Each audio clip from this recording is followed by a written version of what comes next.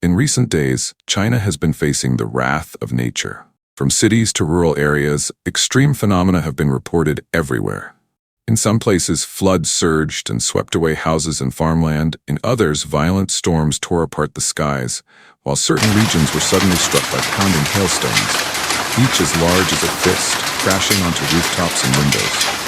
All of this combined into a chaotic picture, making people feel small before the furious power of the earth and sky. On the evening of September 13 in Beijing, as the streets were still bustling with traffic, the sky suddenly darkened. Dense, swirling clouds rolled in like a massive curtain covering the capital. Just as people looked up, thunder roared across the heavens, followed by the first drops of rain. But within moments, it was no longer rain falling.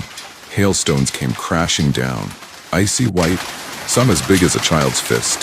The pounding sounded like thousands of iron hammers striking at once. Tin roofs, glass windows, and even the glowing electronic billboards along Chang'an Avenue were smashed into pieces. Panic-stricken pedestrians squeezed together, rushing for cover under bridges, subway stations, or any remaining shelter. A video circulating on social media showed that in less than 10 minutes, the entire Shenzhen district had turned into a sea of ice. Streets were blanketed white as if it were midwinter snow, though it was the peak of summer heat. The chilling sound of millions of hailstones crashing echoed everywhere, prompting many to describe it as like a doomsday scene from a Hollywood movie. A Beijing resident, Yan Feng, told the Epoch Times that the hailstorm had destroyed all vehicles in sight, smashing both front and rear windshields. Car roofs were riddled with dents, resembling bubble wrap. Some elderly people told me they hadn't seen weather like this in 40 years. They also said it should already be cold by now, since September marks the white dew season. Yet Beijing is still sweltering this year. Yan Feng continued, "September is usually gentle autumn with light drizzles, but I never expected such oppressive heat and hail this large. I've never seen anything like it." He added, "I know in Shijingshan and Fengtai, hail was massive, as big as ping-pong balls and eggs, covering the ground in white. One video even showed an old man, shirtless, cleaning up the hail. It felt like the heavens were truly furious." On the night of September 13th, several districts of Beijing were battered by severe hailstorms. A yellow hail warning was issued for 9 districts, including Fengshan, Chaoyang, Shijingshan, Daxing, Dongcheng, Haidian, and Xicheng. Netizens in Fengtai commented, "I've never seen hail this big." Some hailstones were nearly the size of chicken eggs. The heavy hail was described as the sky raining down icy stones. One woman was injured while walking home. She recalled being utterly terrified as enormous hailstones, nearly the size of eggs, struck her body painfully. She was bruised all over and sprained her ankle. Floodwaters reached knee level, and all the streetlights went out. The sky was pitch black. Helpless, she stood in the middle of the road crying, until 2 men rushed to her, one shielding her head, the other her body, and together carried her home.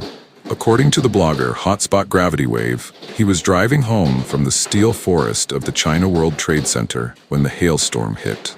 Just moments earlier, the gentle autumn twilight had glowed outside his car window. Suddenly, hailstones the size of beans rattled down like machine gun fire. The sound was like countless pebbles dancing a deadly waltz on the car roof, sending shivers down my scalp. Within minutes, the ground was covered with a layer of shattered ice.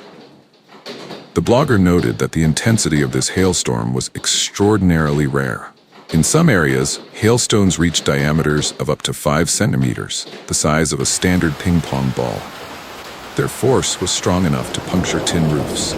He added that when the storm struck, bus stops were packed with people seeking shelter, and the owner of a small roadside supermarket even opened his doors and waved shivering passersby inside. Another Beijing resident, Li Jian, remarked, "Since ancient times, people have linked strange weather with injustice. In the play about Douai's wrongful execution, she said, 'If I am wronged, snow will fall in June.' And it did. Now we see the same thing." He continued, Masanjia in Liaoning province and Zhujiangzhuang in Beijing's Fengtai district are infamous places of cruelty. The methods used there against dissidents are brutal, even worse than the mafia. High-rises along Wangfujing Avenue were not spared. Glass windows of shopping malls shattered into shards, raining down on the streets. Cars parked along the roadside were reduced to twisted metal within minutes, pocked with hundreds of dents. Residents recalled that at times the hail hit rooftops so hard their entire apartments shook.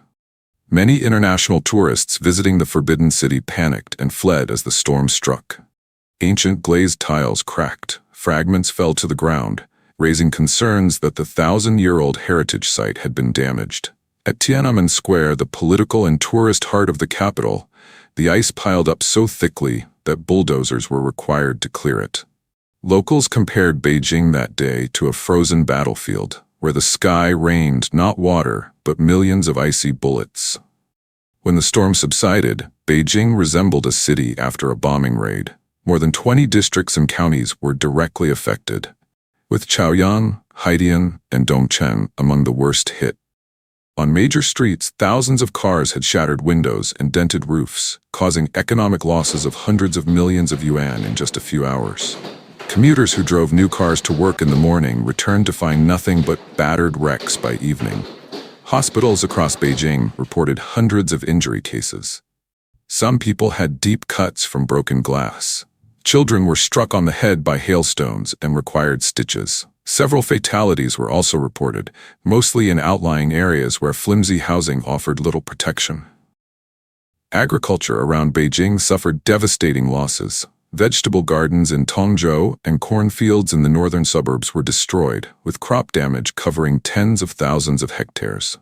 Farmers lamented. A whole year's worth of hard work vanished into thin air in just half an hour. The city's transportation system was brought to a complete standstill. Beijing Capital International Airport was forced to cancel hundreds of flights as runways were covered in ice. The high-speed rail network was halted, while subway stations overflowed with people seeking shelter. Millions of Beijing residents were left waiting for hours in utter chaos